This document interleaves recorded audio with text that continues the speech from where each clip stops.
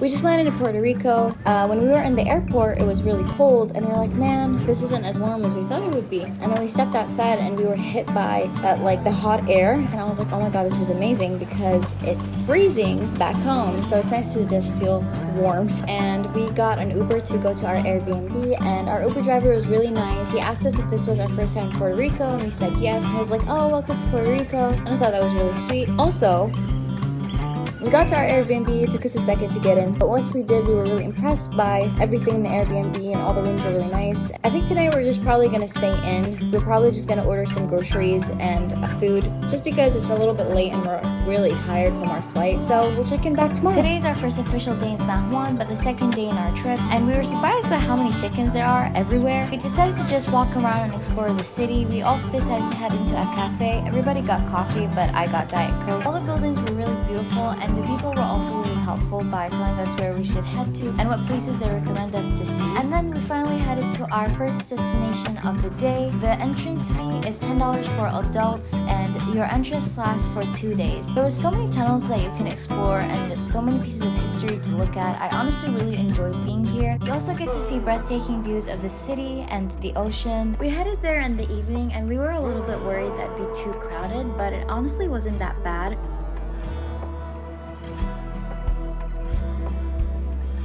I'm not sure if it was because of the day that we went on, or if it's generally not that crowded. Besides packing sunglasses, a hat, and water, I would also recommend wearing shoes that are comfortable for walking up and down hills. A lot of the slopes to head up different views, or even the stairs, are kind of wonky and really steep. So unless you're wearing shoes that you know have a good grip, you might slip and fall. So just be careful and plan ahead. If you're on a time crunch, at least go up the spiral staircase, because that's where you see the most of San Juan. Otherwise, it will take you about 2 to 3 hours to go through the whole castle and to see everything. If you are the kind of person who likes to sit around and just observe, then it might take a little bit longer, but honestly, 3 hours would be exaggerating. We also grabbed some ice cream to cool down, and we went through as many stores as we could, and we probably bought way more than we should. These kinds of like wooden boxes, or anything made out of wood, I don't know why. And in the front there was like these wooden puzzle boxes. They're kind of like interesting to open. This is cool.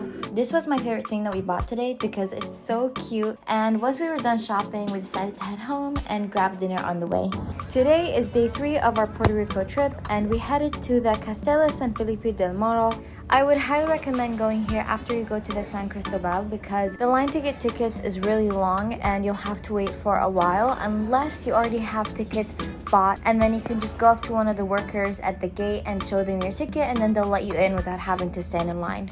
I personally enjoyed the San Cristobal more than the Del Moro, just because there was a lot more to see. Keep in mind that when we went to visit the Del Moro, there was a lot of things that were under construction and locked off from visitors, so this may be the only reason why we didn't find anything to do. And then we headed into the city and searched for some water and ice cream because it was so hot, and we found our perfect getaway in Caribbean Beach, where we made our own custom bracelet. Once we left, we tried to find some restaurants, but everything was really packed and there was super long wait list, so we ordered delivery to our house and then headed to the grocery store to get some snacks. The weather on day 4 of our San Juan trip was particularly nice, so we decided to head to the main downtown area, since a few days before that it was too warm for us to really explore and see the city. There was a lot of small businesses, and we decided to buy this beautiful fan, and we also bought these souvenir plates. Then we headed to the main destination of the day, which is a park that you can feed pigeons. I was a little bit nervous to really touch the pigeons, but I was still able to feed them and give them food from afar. And we also bought some pina coladas and headed to a cafe, which really satisfied my sweet tooth.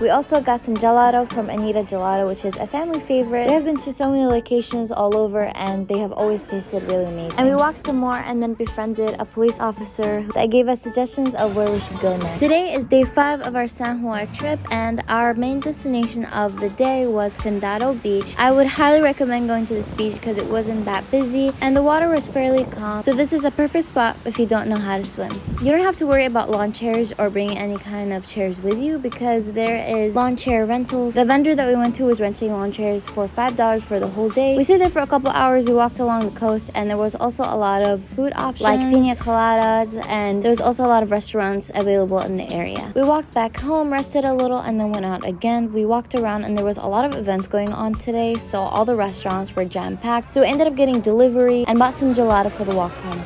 Today is day 6 of our San Juan trip, and we headed over to the rainforest. I would recommend renting a car for this because there is a road that you will drive down with a bunch of stops and parking spaces so you can get out of your car and look at the scenery. It will take you about 2 hours to go through the whole place unless you want to hike up to the mountain top, and that will take you an additional 2 hours, which is something that we decided not to do. There is a picnic area, and every stop does have a bathroom or at least a porta potty. Additionally, outside of the park, there is a strip of restaurants and cafes. 2 things that we were worried about were getting lost or encountering wild animals, both of which did not happen. Even though our data was spotty and our GPS wasn't working, the path that you will be driving on is fairly straightforward. There will be other cars around you to lead you forward, and there are no forks in the road or anywhere for you to go besides on the right track. On top of that, every single stop has a park ranger or police officers and maps, so if you do need help with anything, they are available to assist.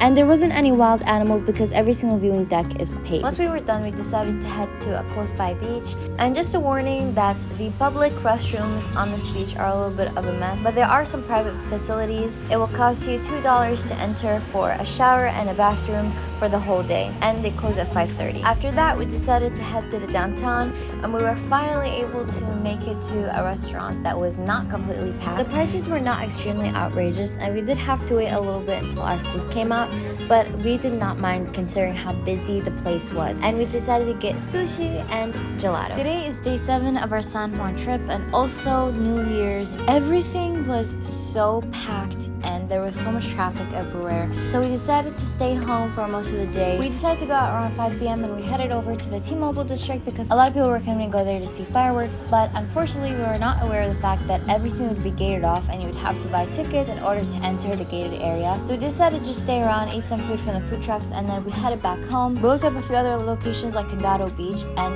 it also had a gated section, and you would have to have tickets in order to enter, which is something that we didn't have, and all the tickets were already taken. So we decided to go back home and just watch all the fireworks from our balcony. Today is day 8 and our last day. We decided to go out to brunch, and we went to Penne's, which had an amazing selection of brunch and lunch foods. And then we wandered around. We walked on this pathway that is along Condado Beach. After that, we went home, we rested a little bit, and then we went out again because we were interested in seeing the T-Mobile district now that it was open from all the New Year's activities. And we decided to head into a cafe in the T-Mobile district. We were still full from brunch, but we still wanted to have a little. After that, we headed back home, packed all our things, and headed to the airport. The airport isn't too big, so you probably won't get lost finding your terminal, but the line for the TSA check took a while. I think it took us about 45 minutes to go through it just because there was so many people standing in line. But besides that, everything else was pretty straightforward.